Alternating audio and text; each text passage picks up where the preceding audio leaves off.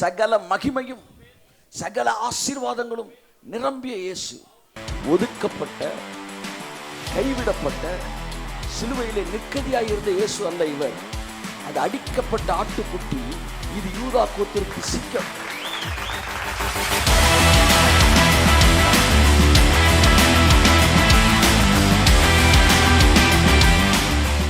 தொடர்ந்து உயிர்த்தெழுதலின் சாயல் என்கிற தலைப்பை நாம் தியானித்துக் கொண்டு வருகிறோம். வாசிப்போம். வழக்கமாய் நாம் வாசிக்கிற அந்த ரோமர் 6:5. ஆதலால் அவருடைய மரணத்தின் சாயலில் நாம் இணைக்கப்பட்டவர்களானால் அவர் உயிர்த்தெழுதலின் சாயலிலும் இணைக்கப்பட்டிருப்போம். மரணத்தின் சாயலில் இணைக்கப்பட்டவர்களானால் உயிர்த்தெழுதலின் சாயலில். கண்களை மூடி ஜெபிப்போம். நல்ல பிதாவே, உம்முடைய வார்த்தை எங்களை உயிர்த்தெழுதலின் சாயலில் இணைத்திருக்கட்டும். உயிர்த்தெழுதலின் சாயல் எங்கள் சரீரத்தில் வெளிப்படட்டும். இயேசு கிறிஸ்துவின் நாமத்தில் ஜெபிக்கிறோம் ஜீவனுள்ள நல்ல பிதாவே, ஆமென். நல்ல என் அன்பான தேவனுடைய பிள்ளைகளே, கர்த்தர் நல்லவர்.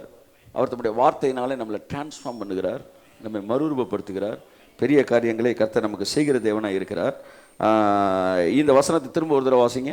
ஆதலால் அவருடைய மரணத்தின் சாயலில் நாம் இணைக்கப்பட்டவர்களானால் அவர் உயிர்த்தெழுதலின் சாயலிலும் இணைக்கப்பட்டிருப்போம். ஆமென். உயிர்த்தெழுதலின் சாயலில் என்றால் கிறிஸ்து உயிர்த்தெழுந்த பின்பு அவரிடம் இருந்த அந்த ரியாலிட்டி, அதுதான் ரட்சிக்கப்பட்ட நமக்குள் இருக்க வேண்டும். நமக்குள் இருக்க வேண்டிய சாயல் எருசலேம் நகர வீதிகளில் நடந்து கொண்டிருந்த இயேசுவின் சாயல் அல்ல. அது உயிர்த்தெழுதலுக்கு முன்பாக இருந்த சாயல். நமக்கிட்ட இருக்கிற சாயல் கல்லறை திறக்கப்பட்ட பிறகு வெளிவந்த இயேசு கிறிஸ்துவின் சாயலே நம்முடைய சாயலாய் இருக்கிறது. கரங்களை தட்டி கர்த்தருக்கு நன்றி சொல்லுவோம். ஆமென். நம்முடைய சாயல் உயிர்த்தெழுந்த இயேசுவின் சாயல். எருசலேம் நகர வீதிகளில் இருந்த இயேசு கிறிஸ்து வியாதிகளை சுகமாக்குற இயேசுவாக இருந்தார். ஆனால் உயிர்த்தெழுதல் சாயல் என்பது it is not connected with divine healing, it is connected with divine health. Amen. உயிர்த்தெழுந்த சாயல் பேசுகிறவர்கள் டிவைன் ஹெல்த்துக்குள்ள என்ன செய்கிறாங்க, கடந்து வராங்க. டிவைன் ஹீலிங் என்கிற ஒரு இடம் தேவைப்படாத ஒரு இடத்திற்கு. அந்த காட்ஸ் பிளான் என்னன்னா, அற்புதங்களின் வாழ்க்கை அல்ல தேவனுடைய திட்டம். அற்புதங்கள் தேவைப்படாத இடத்தில் வாழ்வது தான் தேவனுடைய திட்டம். வனாந்திரத்தில் வாழ்ந்த வாழ்க்கை தினந்தோறும் அற்புதம் வாழ்ந்த வாழ்க்கை. ஆனால் தினந்தோறும் அற்புதம் நடந்தாலும் தேவனுடைய சித்தம் வனாந்திரத்தில் அவர்கள் வாழ வேண்டும் என்பது அல்ல. உங்க லைஃப்ல டெய்லி மிரக்கல் நடந்தாலும் நீங்க தேவையில் இருந்தீங்கன்னா அது அல்ல தேவ சித்தம். அற்புதமே தேவைப்படாத ஒரு வாழ்க்கை. கை தட்டுங்க ஒருவருக்கு. ஆமென். நேற்று அற்புதங்களின் வாழ்க்கை வாழ்ந்துகிட்டு இருந்தேன். இன்னைக்கு அற்புதங்களின் வாழ்க்கை எனக்கு இல்லை. எதுல? ஃபினான்சியல் லெவல்ல. ஒரு 50,000 ரூபாய் தேவை அப்படின் போது எனக்கு ஒரு அற்புதம் தேவைப்பட்டது. இன்னைக்கு எனக்கு அற்புதம் தேவைப்படலை, எனக்கு செக் புக் தான் தேவைப்படுது. இப்போ நான் அற்புதம் தேவைப்படாத இடத்துக்கு வந்திருக்கிறேன். ஆனால் இப்போவும் ஒரு 3 கோடி ரூபா ப்ராஜெக்ட் இருக்கும்போது எனக்கு அற்புதம் தேவைப்படுற இடத்துல இருக்கிறேன். நாளை இந்த அற்புதம் தேவைப்படாத ஒரு இடத்துல நம்ம நிற்போம். ஒரு 1200 கோடி இருக்குன்னு வச்சுக்காங்களேன். நீங்கள் என்ன செய்வீங்கன்னா அதில் 2 கோடியை தட்டி விட்டுருங்கன்றீங்க. இல்லையா சொல்லுங்க. ஆமென். ஸோ இந்த இடத்தில் தான் இவர்கள் கானானுக்குள் நுழைந்த பிற்பாடு என்ன நடந்துச்சுன்னா, மன்னா பொழிவது என்ன செஞ்சிருச்சு? நின்றுச்சு. இது வருத்தமான விஷயமா சந்தோஷமான விஷயமா சொல்லுங்க. மன்னா வர்றது நின்று போச்சு. ரேஷன் கடையில் வந்து ரேஷன் கடையே இருக்காது அப்படின்னா என்ன அர்த்தம்னா, ரேஷன் வாங்குறதுக்கு ஆளே இல்லடான்னு அர்த்தம். மன்னாவே வரலையா அப்படின்னா என்ன அர்த்தம்னா, இனிமே மன்னா எதுக்குன்றார்கள். அப்ப அற்புதங்கள் நிக்குது அப்படின்றது வருத்தமானது இல்லை, அங்கதான் சந்தோஷம் ஸ்டார்ட் ஆகுது. நான் நடக்கிற அற்புதங்களுக்காக நன்றி சொல்கிறேன் கர்த்தருக்கு. ஆனால் அற்புதங்கள் இல்லாத ஒரு இடத்திற்கு நியூ கவர்னன்ட் சபை வர வேண்டும் என்று நான் விரும்புகிறேன். When we are in sickness free zone, there is no need of healing minister. அப்படி வந்துடுறோம். எனக்கு ரொம்ப நாள் ஒரு கொஸ்டின், எல்லாரும் உயிர்த்தெழுந்த வல்லமைக்குள்ள மக்கள் வந்துட்டாங்கன்னா அங்கே ஆம்னி சயின்ஸ் ஒர்க் ஆயிரும். ஆம்னி பொட்டன்ட் காட் அங்கே வந்து இருக்கிறாரு. இப்போ இங்கே அதான் பவுல் சொல்கிறாரு, நம்முடைய தீர்க்க தரிசனங்கள் ஒளிஞ்சிரும், நம்முடைய வரங்கள் எல்லாம் ஒளிஞ்சிரும். நிறைவானது வரும்போது குறைவானது ஒழிஞ்சிருக்கிறது. அந்த நிறைவான ஒரு வாழ்க்கைக்குள்ளே நாம் இருக்கும்படி அழைக்கப்பட்டிருக்கிறோம். பழைய உடன்படிக்கையில் இருக்கும்போதே அந்த மேகத்துக்கு கீழே இருந்தப்ப அவர்களில் பலவீனப்பட்டவன் ஒருவனுமே இல்லையா. வியாதிப்பட்டவன் என்று நகரவாசிகள் சொல்லுவது இல்லை. பழைய உடன்படிக்கையில் இருக்கும்போதே அந்த ஆட்டுக்குட்டியின் ரத்தத்தில் இவ்வளவு பவர் இருக்குன்னா, அவர்கள் பலவீனன் இல்லை, அவர்கள் தரித்திரன் இல்லை, அவர்கள் மலடும் கர்ப்பம் விழுதலும் கையை தட்டினவர் இல்லை. I declare it in Jesus name. ஆமென், ஆமென். அந்த ஒரு இடத்துல வாழ்ந்துகிட்டு இருக்கிறோம் நம்ம. அல்லேலூயா. ஆமா சார், எனக்கு ஒன்றும் நடக்கல சார். நடக்கலனா நடக்கும். It may not be immediately but definitely. இன்னைக்கு மதிய சாப்பாடு இன்னும் வரல. மதிய சாப்பாடு மதியம் வரும். இப்பயே கட்டிக்கிட்ட மடியில் வச்சுக்கிட்டு இருக்க முடியும்? எப்போ எது எது வருமோ, ஆமேன், பக்கத்தில் தட்டி சொல்லுங்க, எது எது எப்போ வருமோ அது அப்போ வரும். கையை தட்டு. ஆமேன், பிரைஸ் காட். ஆமேன். என் அன்புக்குரியவர்களே, ஸோ அற்புதங்கள் தேவைப்படாத ஒரு வாழ்க்கை, அதான் உயிர்த்தெழுந்த சாயல். இந்த உயிர்த்தெழுதின் சாயலில் நாம் இணைக்கப்படுவதற்கு முதலாவது நாம் மரணத்தின் சாயலில் இணைக்கப்பட்டவர்களாக இருக்க வேண்டும். ஆமென். நீங்கள் மரணத்தின் சாயலின் வழியாக தான் உயிர்த்தெழுதின் சாயலுக்குள் வர முடியும். நீங்கள் மரணத்தின் சாயலை ஓவர்டேக் பண்ண முடியாது. மரணத்தின் சாயலை உயிர்த்தெழுதின் சாயலுக்குள் நம்மை கொண்டு வருகிறது. வாசிப்போம். ஆதலால் அவருடைய மரணத்தின் சாயலில் நாம் இணைக்கப்பட்டவர்களானால் அவர் உயிர்த்தெழுதலின் சாயலிலும் இணைக்கப்பட்டிருப்போம். ஆமென். சோ உயிர்த்தெழுதலின் சாயல் மரணத்தின் சாயலிலிருந்து வருகிறது. மரணத்தின் சாயல் நமக்கு எப்பொழுது கொடுக்கப்படுகிறது, எப்பொழுது தரிப்பிக்கப்படுகிறது? வாசிப்போம். ரோமர் 6ஆம் அதிகாரம் 6 தானா? 6:4. மேலும் பிதாவின் மகிமையினாலே கிறிஸ்து மரித்தோரிலிருந்து எழுப்பப்பட்டது போல நாமும் புதிதான ஜீவன் உள்ளவர்களாய், இயேசு மரித்தோரிலிருந்து எழுப்பப்பட்டது போல நாமும், அவர் மரித்தோரிலிருந்து எழுப்பப்பட்டது போலவே நானும். கையை தட்டி அவருக்கு. ஆமென், ஆமென், ஆமென், ஆமென். இயேசு மரித்தோரிலிருந்து எழுப்பப்பட்டது போல நானும். அப்படின்னா என்ன அர்த்தம்? உயிர்த்தெழுந்த இயேசு அந்த இடத்தில் தான் தேவன் உன்னையும் என்னையும் வைத்திருக்கிறார். மரித்த கிறிஸ்து இனி மரிப்பதில்லை. கரங்களை தட்டி கர்த்தர் நன்றி சொல்லுவோம். ஆமென். உயிர்த்தெழுந்த கிறிஸ்து. அதான் உயிர்த்தெழுந்த கிறிஸ்துவை பார்த்தபோது யோவான் செத்தவனை போல பாதத்தில் விழுந்தான். மார்பிலே சாய்ந்திருந்தவன் அதே இயேசுவை தான் பார்க்கிறான். ஆனா பார்த்தப்ப அவன் நாக் அவுட். அதே இயேசு தானப்பா? இல்லப்பா, இது உயிர்த்தெழுந்து சகல கனமும் சகல மகிமையும் சகல ஆசீர்வாதங்களும் நிரம்பிய இயேசு. ஒதுக்கப்பட்ட கைவிடப்பட்ட சிலுவையிலே நிற்கதியாய் இருந்த இயேசு அல்ல இவர். அது அடிக்கப்பட்ட ஆட்டுக்குட்டி. இது யூதா கோத்திரத்து சிங்கம்.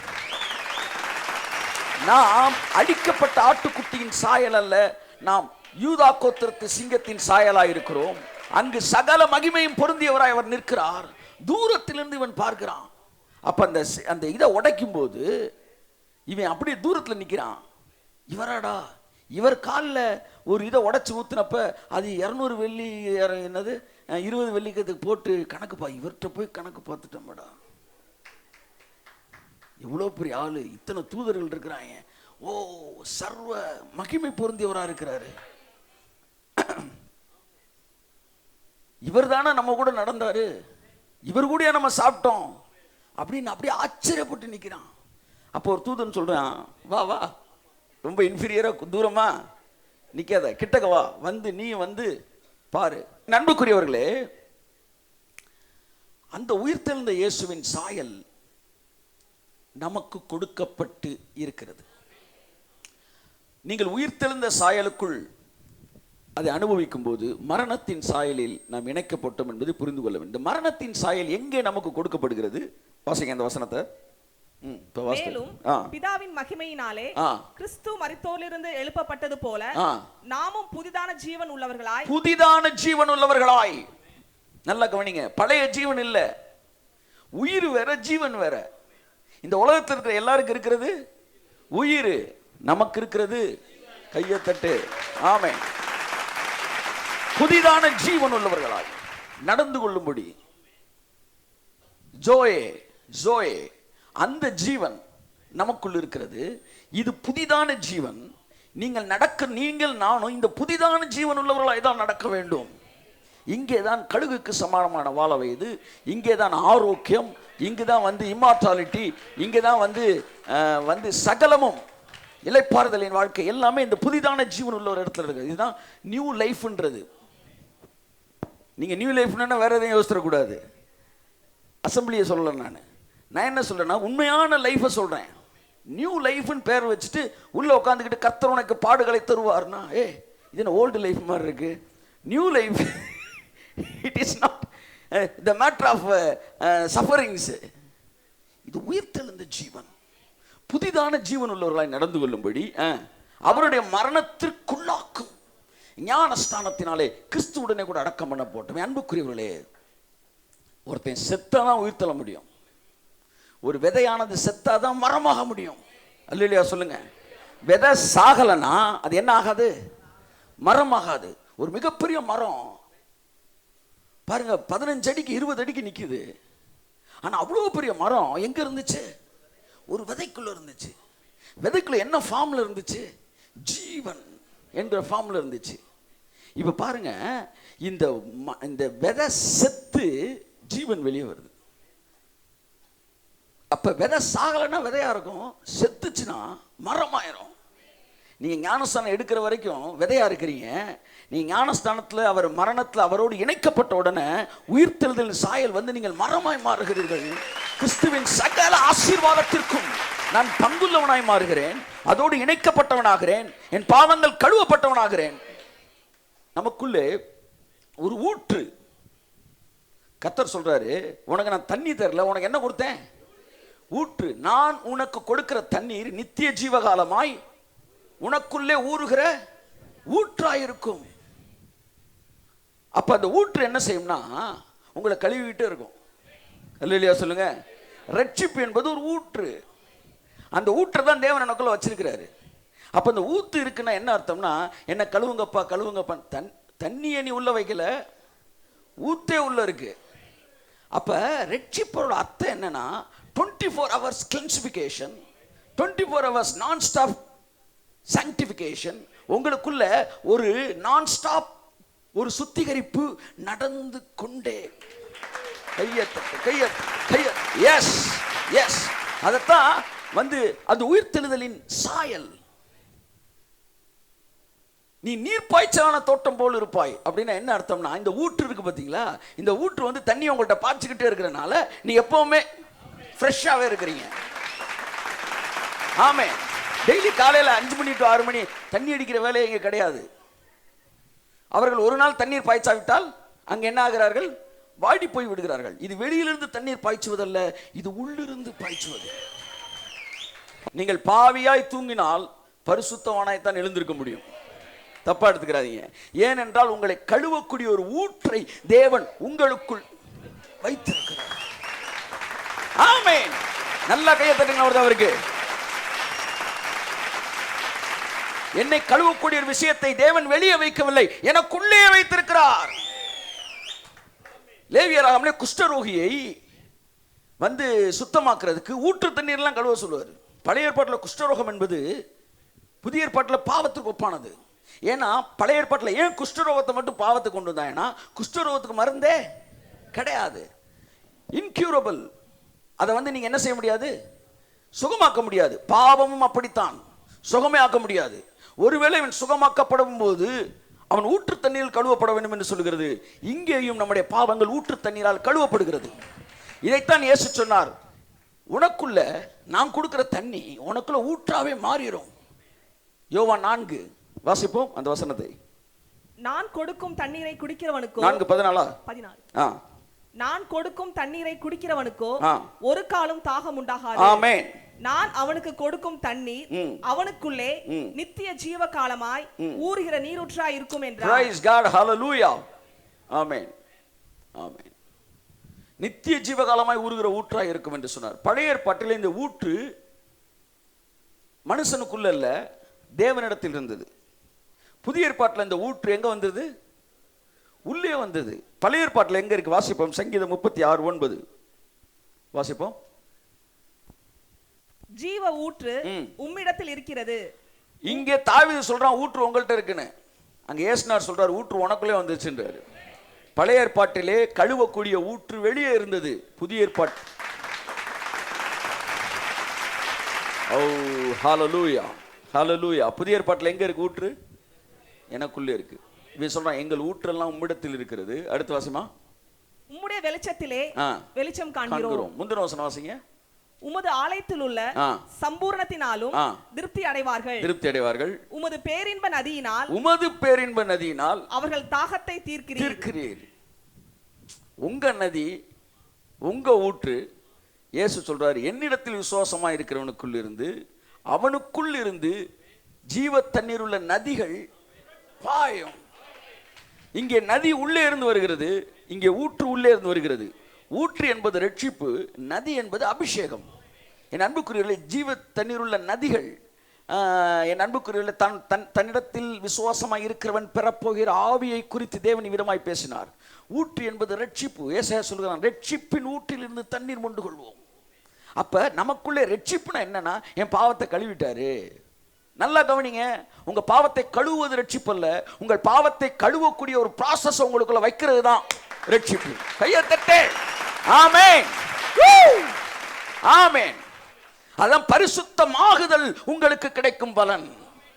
பரிசுத்தமாகுதல் வினைத்தொகை ஒன்னு கண்டினியூஸா உங்களுக்குள்ள நடந்துகிட்டு இருக்கு. Not just continual but continuously. தொடர்ந்து அந்த பரிசுத்தமாகுதல் ஒரு ப்ராசஸ் உங்களுக்குள்ள நடந்துகிட்டே இருக்கு.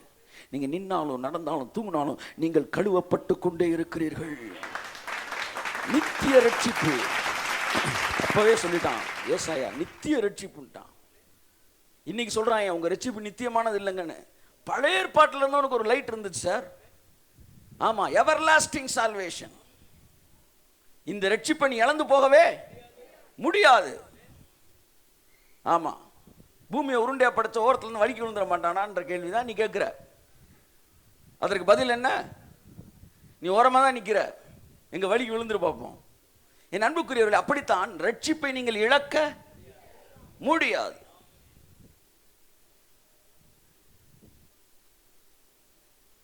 அப்ப இந்த ஊற்று என்ன செய்தான்? சகரியா 13:1 நினைக்கிறேன், 13 14 அந்நாளிலே பாவத்தையும் அழுக்கையும் நீக்க. அங்க பாருங்க, அந்நாளிலே.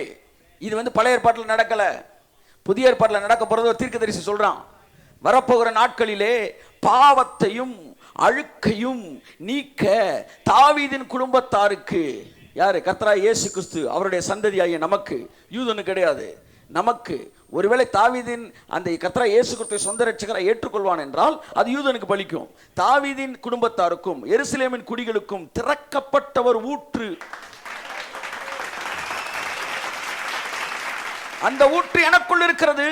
இந்த ஊற்றோட வேலை என்னன்னா, பாவத்தையும் அழுக்கையும் நீக்கிக் கொண்டே இருக்கிறது. ஆமென். ரட்சிப்பு என்பது எனக்குள்ள பாவத்தை அழுக்கை நீக்கிக்கிட்டே இருக்கு, ஒரு வேலையை செஞ்சுக்கிட்டே இருக்கு.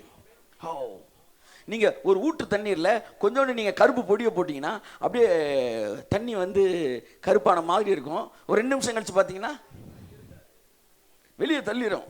கையை தட்டு. அதான் சார் அந்த கிரயத்தின் மகிமை. சும்மா ஏதோ பெயிண்ட் அடிச்சு விட்டு போனான்னு நினைச்சீங்களா? உனக்குள்ளே உன்னை எப்பொழுதும் எல்லா நேரத்திலும் பரிசுத்தமாக்கக்கூடிய ஒரு வேலையை உனக்குள் தேவன் வைத்திருக்கிறார். ஓ ஹalleluya. உன்னை அது கழுவி கொண்டே இருக்கிறது. It is a non-stop process. ஆமென் ஆமென். இது என்ன நடக்குதுன்னா, நான் நீதிமான் என்கிற எண்ணத்தை எனக்குள் தருகிறபடினால் என்னை பாவத்தின் செயல்களிலிருந்து ஓய்ந்திருக்க பண்ணுகிறது. இந்த பாவத்தை ரொம்ப பேசிக்கிட்டே இருக்கான் பாருங்க, அவன் சாகுற வரைக்கும் பேசிக்கிட்டு தான் இருப்பான். ஆனா நீதிமான்ற பேசிக்கிட்டு இருக்கான் பாருங்களேன், அவன் என்ன செய்வான்னா நீதிமானுக்குரிய கிரியையில் அவனுக்குள்ள வெளிவர ஆரம்பிச்சிடும்.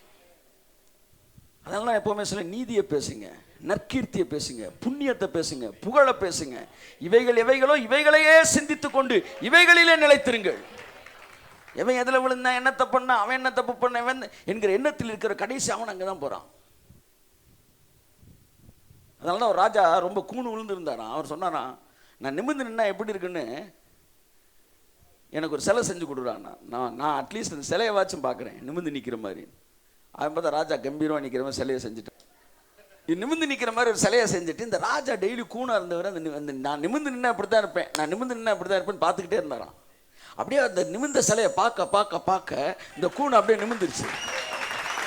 ஒரு நாள் காலையில் அவர் சிலைக்கு பக்கத்தில் நிற்கும்போது அவரும் அந்த சிலையை ஒரே மாதிரி இருக்கிறாங்க. தேவன் உன்னை நீதிமானா தான் வச்சிருக்கிறாரு. அதையே பாரு, அதையே பாரு, அதையே பாரு. பாவத்தை பார்க்கறேன் பாவத்துக்கு போவான், குறைய பார்க்கறேன் குறையில போவான். ஆனா நீதியை பார்க்கிற நீ நீதிமானாய், ஆமென், உன் செயல்களிலே வெளிப்படுவாய். என் அன்புக்குரியவர்களே, ராஜாவாய் நான் நினைக்கும் போது ராஜாவுக்குரிய மனநிலையும் செயல்களும் எனக்குள் வருகிறது. எனக்குள்ளே ராஜாவுக்குரிய தன்மைகள் வெளிப்படுகிறது. செல்வம் வெளிப்படும் போது அந்த செல்வத்திற்குரிய தன்மையுள்ளவனாய் நான் இருக்கிறேன். அழுக்கை நீக்கக்கூடிய ஒரு ஊற்று எனக்குள் இருக்கிறது. ரட்சிப்பு என்பது ஒரு நாள் கழுவுவதல்ல, அது ஒவ்வொரு நாளும் உங்களை கழுவிக்கொண்டே இருக்கிற ஒரு ஊற்று. இந்த ஊற்று தான் பின்பு நதியாய் மாறுகிறது. ஊற்று இருக்கிற இடத்துல என்ன வருதான், யோசேப்பு நீரூற்றண்டையில் நடப்பட்ட கனிதரும் திராட்சை செடி. அப்போ ஊற்று இருந்தா என்ன வந்துடும், அப்படி எந்திரிச்சு வீட்டுக்கு போயிருங்க. ஊற்று இருந்தாலே என்ன வந்துடும், கனி வந்துடும். ஆவிக்குரிய கனிகள், ஆவிக்கு ஒன்றும் இல்லை, உள்ள ஊத்து இருக்குல்ல, ஆட்டோமேட்டிக் கொஞ்ச நாள் வெளியே கனி வந்துடும். கொடுங்க சார். ஆமென். வாசிங்க அந்த வசனம். யோசேப்பு கனி தரும் செடி. யோசேப்பு கனி தரும் செடி. அவன் நீர் ஊற்றண்டையில் உள்ள கனி தரும் செடி. பாத்தீங்களா, ரெண்டாவது தடவை தெளிவா சொல்றாரு, நீரூற்றண்டை உள்ள கனிதரும் செடி. ஸோ நம்பர் 1, ஊற்று உள்ள இருந்தா கேரக்டர்ஸ் மாறும். நீங்க அதை வெள்ளை அடிப்பதோ உங்களை கழுவுவதோ அல்ல ரட்சிப்பு, அது உங்களுக்குள்ள இருக்கிற நித்திய ஜீவகாலமாய், நித்திய ஜீவகாலமாய். இங்க பாருங்க, ஒரு குடம் தண்ணியில ஒரு மூடி விஷத்தை கலந்துட்டா குடம் தண்ணி என்னவாயிரும், விஷமாயிரும். ஆனா கடல்ல போய் குடங்குடமா நீங்க விஷத்தை ஊற்றினாலும் அம்புட்டு உள்ள வாங்கிட்டு அந்த இடத்துல தான் உங்களை என்னை தேவன் வைத்திருக்கிறார். இனி பிசாசினால் உங்களை பாவி ஆக்கவே கையத்தட்டு. ஆமென். உங்களை தப்பு செய்ய வைக்கலாம், ஆனா நீங்க உங்களை பாவியாக்க முடியாது. புரிஞ்சவங்க மட்டும் கையை தட்டுங்க. அதுதான். ஆமென். நீங்க தப்பு செய்யலாம், ஆனா பாவியாக முடியாது. நான் இங்கிலீஷ் பேசலாம், ஆனா அமெரிக்கன் ஆக முடியாது, பிரிட்டிஷ்காரன் ஆக முடியாது. நான் மலாய் பேசலாம், 40 வருடம் மலேசியாவில் தங்கி இருந்தாலும் நான் தமிழன் தான். நான் மலேசியன் ஆக முடியாது. நான் பேசுகிற மொழி என்னை நிர்ணயிக்க முடியாது. என் ஜீன் ஒன்று இருக்கு, என்னுடைய ரத்தம் ஒன்று இருக்கு, என்னுடைய வாட்ஸ் தட், என்னுடைய ஜீவ அணுன்னு ஒன்று இருக்கு, என்னுடைய அந்த ஜெனட்டிக்னு ஒன்று இருக்கு. அது நான் தமிழன் தான். அப்படித்தான் கிறிஸ்துவுக்குள்ள ரட்சிக்கப்பட்ட நீங்க பரிசுத்தவான் தான். நீங்க பாவியாக முடியாது. ஒருவேளை நீங்கள் பாவம் செய்கிறீர்கள் என்றால் நீங்கள் பாவம் செய்கிற பரிசுத்தவான்.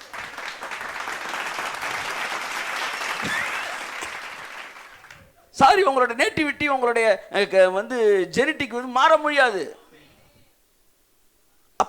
அப்ப செய்யலாமா? எத்தனை வருஷம் தான் இந்த கேள்வியை கேட்பேன்னு தெரியல. நீ கேட்டு கேட்டு எனக்கு அந்த கேள்வி வருது. செய்யலாமா அப்படின்னா, பாவிகள் நீதிமான்கள் சபையில் நிலைத்திருப்பது இல்லை. உங்களை கூட்டிட்டு போய் மராத்தி மொழி படத்தில் உட்கார வச்சோம்னா எவ்வளவு நேரம் பார்ப்பீங்க? ஆமா, அப்படியே தூங்கி விழுந்துருவீங்க. சாரி சார், போர் அடிக்குன்னு வெளியே போயிருவீங்க. என் படம் தானே, அது ஒரு குரூப் உட்காந்து பார்த்துக்கிட்டு இருக்காங்க மராட்டியில். அவங்க பார்ப்பாங்க, எங்களால் பார்க்க முடியல என்கிற இடத்திற்கு உங்களை தேவன் கொண்டு வந்திருக்கிறார்.